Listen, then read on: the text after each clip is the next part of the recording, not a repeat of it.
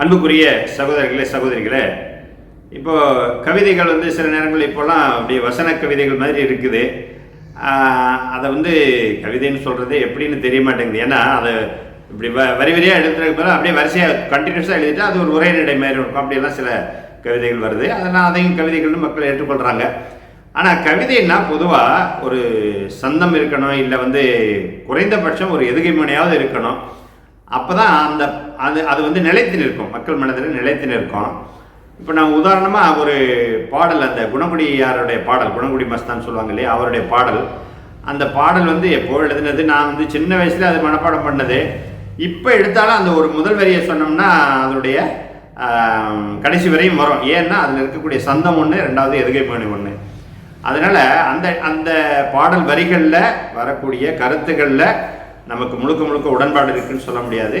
சில கருத்து வேறுபாடுகள் இருக்குது. ஆனால் அந்த சந்தம், அது எதுகை முனை, இது எந்த காலத்துக்கும் அதை மனப்பாடம் செய்வதற்கு அல்லது எளிதில் ஞாபகம் வைத்துக் கொள்வதற்கு எளிதாக இருக்கும்.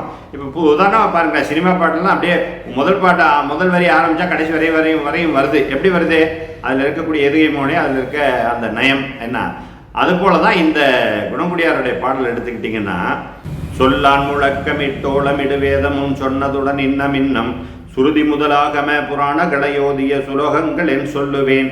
பல்லாயிரங்கோடி அண்ட பகிரண்ட முன் பாத பங்கயமல்லவோ பரிபூரணானந்தமேயுனது முடியென பகர்வதும் பொய்யாகுமோ.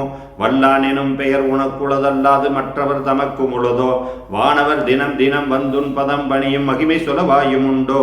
நல்லார் தமக்கெல்லாதெல்லார் தமக்கும் உனை நவிழுதற்கு எளிதாகுமோ. நற்குணம் குடிகொண்ட பாதுஷாவான குருநாதர் முஹையதீனே அப்படின்னு சொல்லி முஹைதீன் அப்துல் காதிர் ஜீலானி ரஹ்மத்துல்லாஹி அலைஹி அவரை தன்னுடைய குருவாக ஏற்றுக்கொண்டு அந்த ஒவ்வொரு பாடல் வரிகளையும் கடைசி 2 வரியை இதை போட்டுக்கிட்டே வருவார். அது ஐயோவெனை போலுமா பெரும்பாவி இவ்வகிலத்தில் எங்கும் இலையே அநியாயம் என்பெரும் பாதகமதார்பால் எடுத்தோதுவேன். மையான கண்ணிய வலைக்குள் அகப்பட்ட மாபாவி தீபாவியான் மகபூபு சுபகானியான உமை நாடாத மடமை குடி கொண்ட பாவி. பொய்யான வாழ்வதனை மெய்யாக நம்பியும் பொன்னடி மறந்த பாவி. பொல்லார்கள் நேசமே அல்லாது நல்லோர் புறக்கணித்திட்ட பாவி. நையும் ஓர் பொய்யுலகனாகி எய்யுமதடிமை நாயினும் கடையாவனோ.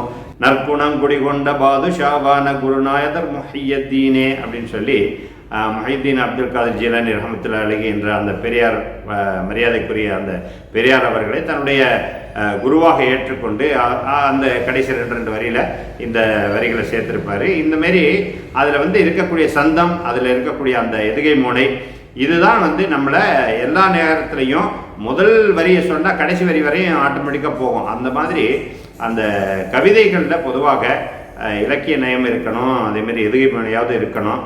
அப்படி இருந்ததுன்னா அது காலங்காலத்துக்கு நிலைத்து நிற்கும். இப்போ இந்த வசன கவிதைகள் மாதிரி எழுதுகிறாங்களே, அது அந்த ஒரு முறை நம்ம பார்த்து படிக்கும்போது சொல்ல முடியுமே தவிர திருப்பி அப்படியே மனப்பாடமாக சொல்ல முடியும்னா கண்டிப்பாக முடியாது.